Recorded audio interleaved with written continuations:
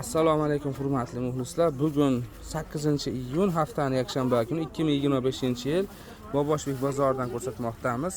Bu ko'ylak lozimlarining narxi 40 ming so'm deyapsiz bularni. 40 ming so'm pachka narxi. Donaga necha puldan? Dona 50 minggacha sotamiz. Donaga 50 ming so'mgacha sotishyapti ekan. Razmer nechtalik? 50, 52, 54 ekan razmeri. Materiali nima bo'lardi? Shtampilda oddiysa? Oddiy shtampil ekan materiali. Xo'p. Bu tarafdachi? 35 ming so'm donaga ekan, pachkaga 3 tasi 100 ming so'm ekan. Razmeri nechtalik bo'lardi?